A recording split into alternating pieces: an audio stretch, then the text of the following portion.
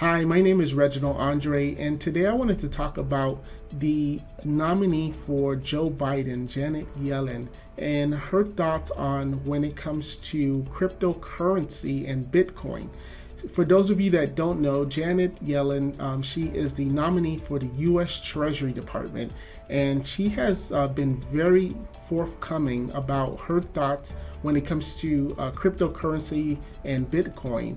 Specifically, she's saying, look, most of the activity, and I think studies are showing about 40% of activity with Bitcoin is illegal.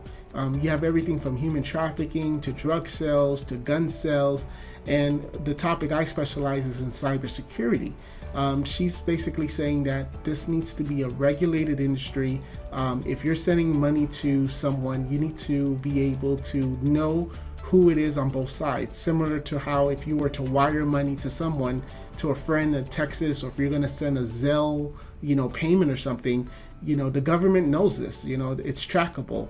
They know who the sender is and they know who the receiver is. But right now what's happening and what hackers are, to be honest with you, it's a cash cow right now for the hackers, because what they're doing is they are hacking businesses.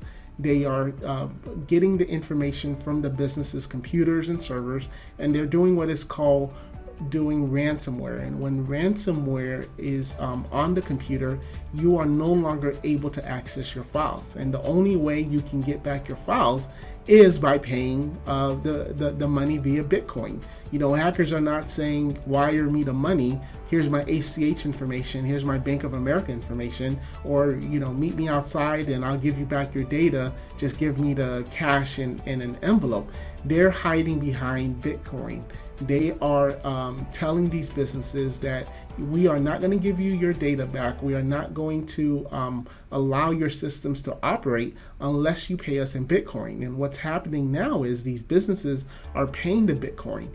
The U.S. Treasury Department, even in the past administration, they've told businesses that you should not be doing this because you're just encouraging the hackers to continue.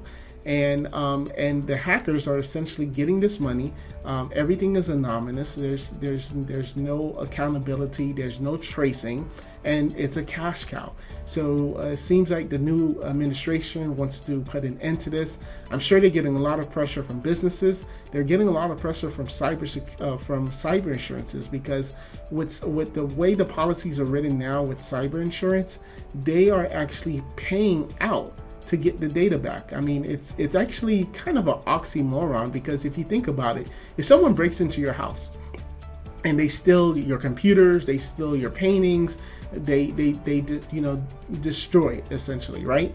And now let's just say you found out who it is. Imagine going to your insurance company and saying, hey, look, I know Steve is the one who broke into my house and he took all the valuables, and he says that if you pay him $1,000 via Bitcoin, he's going to give me all the information back. In fact, I've already paid Steve the money. Here's the receipt, reimburse me, because that's what that's what our insurance policy says you would do. So that doesn't happen anywhere else except insurance. It's not like, again, another example is if you're driving your car and someone hits you, but they hit you on purpose, and now you're paying them for them hitting you on purpose. Like, it doesn't make sense, right? Well, this is what's happening in the cyber world, in the IT world. Businesses are getting hacked. They're paying to get their information back, to have their system operable, and then the hackers are going away. So you even have the likes of Warren Buffett. He's saying that Bitcoin has been used to move money around illegally, and essentially there's no accountability. So my opinion is that the hacking is going to get much worse, because now hackers are saying, oh my gosh, our cash cow could be coming to an end. Now, of course, they're going to figure out another way to get paid, but for now they're worrying. They're saying, you know what, we need to go full throttle. We need to press the gas and get as much money as we can, because if these laws and regulations are passed, then there may be obstacles, and it's not going to be as easy for us to be able to get paid. Because if the government requires, let's just say, for example, this is what some talks are saying, is that both ends need to be registered. So if you get Bitcoin and you decide that you want Bitcoin, you have to register it. You have to have a social security number behind it.